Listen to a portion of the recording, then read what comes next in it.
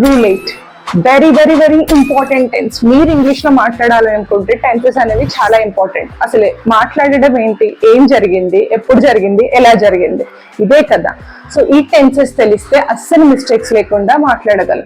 అందులో simple present tense. Simple present tense అనేది ఎప్పుడైనా ఒకటే రెగ్యులర్ గా జరుగుతుంటే ఒక రొటీన్ యాక్షన్ ఉంటుంది. మీరు డైలీ ఆఫీస్కి వెళ్తారు, డైలీ స్కూల్కి వెళ్తాం, లేకపోతే weekend every weekend movie watch చేస్తాం. ఇలా రెగ్యులర్ గా చేసే వాటికి ఇంగ్లీష్ లో ఒక టెన్స్ ఉంది, దానికంటే ఒక స్ట్రక్చర్ ఉంది. సో అది ఫాలో అయితే మనం ఎప్పుడూ మిస్టేక్స్ చేయండి. అదేంటో చూద్దాం రండి. సో ఇక్కడ సింపుల్ ప్రెజెంట్ టెన్స్ అంటే it is used to talk about habits, routine, general truths, facts. Okay, బేసికల్ గా 3 రూల్స్ ఉంటాయి దీని యూసేజ్ లో. ఒకటి పాజిటివ్ సెంటెన్స్. పాజిటివ్ సెంటెన్స్ అంటే నార్మల్ స్టేట్మెంట్ చెప్పడం, లైక్ సబ్జెక్ట్ వర్బ్ కాంబినేషన్ లో. ఇక్కడ ఇంకొక రూల్, సెలబ్రిటీస్ కి బాడీ గార్డ్స్ కంపల్సరీ. రీసెంట్ గా ట్రెండ్ అవుతుంది కదా రామ్ చరణ్ కి కెల్విన్ బాడీ గార్డ్ లా. అలా మన ఈ సెలబ్రిటీస్ ఈ 3 అన్నమాట, హీ, షీ, ఇట్. ఈ సెలబ్రిటీస్ కి బాడీ గార్డ్ లేనిదే బయటకు వెళ్ళరు.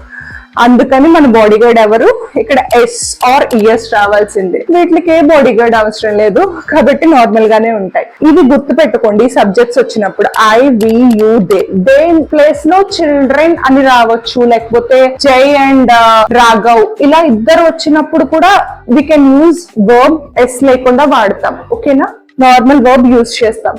అదే హీ, షీ, ఇట్ వచ్చింది అనుకోండి, రియల్ కదా. సో మనం సెలబ్రిటీని వెళ్తే ఖచ్చితంగా బాడీ గార్డ్ ఇంపార్టెంట్ కాబట్టి ఎస్ ఆర్ ఎస్ ని వాడతాం. ఇది పాజిటివ్, రెగ్యులర్ గా యూజ్ చేసే సెంటెన్స్. Negative sentence. నెగిటివ్ అంటే ఏంటి, నో కానీ నాట్ కానీ ఉంటే అది నెగిటివ్ సెంటెన్స్ అవుతుంది. I do not play. ఇప్పుడు నేను అసలు ఆడను, నాకు ఎప్పుడు ఇష్టం లేదు ఆడడం. అలాంటప్పుడు ఏం చెయ్యాలి, ఎప్పుడు ఆడను కాబట్టి ఐ డూ నాట్ ప్లే అనాలి. I not play, you not player, ఇలాంటి మాటలు మాట్లాడకండి. I do not play. ఇక్కడ ఏం చేస్తామంటే సబ్జెక్ట్ అనేది ఐ, వి, దే, యూ కి డూ వాడతాం. ఓకే, సో దానికి నాట్ యాడ్ చేయడమే. ఫస్ట్ సబ్జెక్ట్ వస్తుంది, తర్వాత డూ వస్తుంది, నాట్ యాడ్ చేసి వర్బ్ రాయడం. ఇప్పుడు ఇక్కడే కదా నేనేం చెప్పాను, రెగ్యులర్ గా యాక్షన్ అయితే వర్బ్ కి ఎస్ ఆర్ ఎస్ యాడ్ చేయాలి. మరి ఇక్కడ ఎందుకు వాడట్లేదు నేను, ఎందుకంటే ఎప్పుడైతే డూ ఆర్ డస్ వస్తుందో ఎస్ క్యాన్సల్, ఎస్ అస్సలు వాడకూడదు.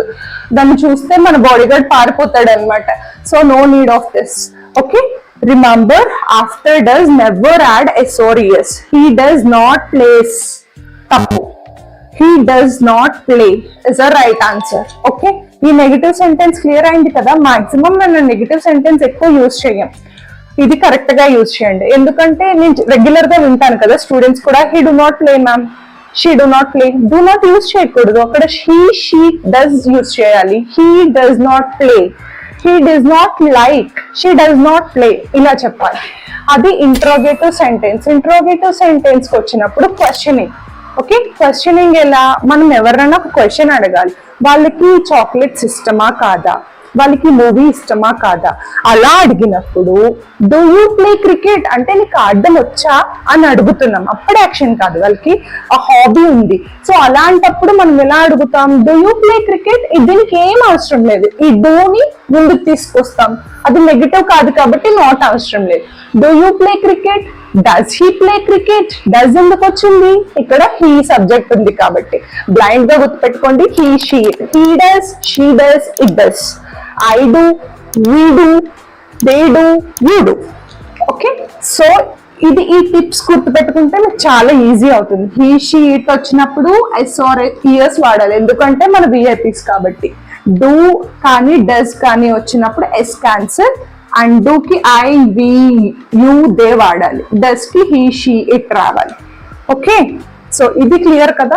ఇంత ఈజీ సింపుల్ ప్రెజెంట్. సో రేపటి నుంచి మీకు ఏమన్నా హాబీ, లైక్ మీ ఫాదర్ కి కానీ మీ బ్రదర్ కి కానీ ఏమన్నా ఒక హాబీ ఉంది, వీకెండ్ లో ప్రతి వీకెండ్ వాళ్ళే కుక్ చేస్తారు, అప్పుడు ఎలా వాడతారు కామెంట్ చేయండి.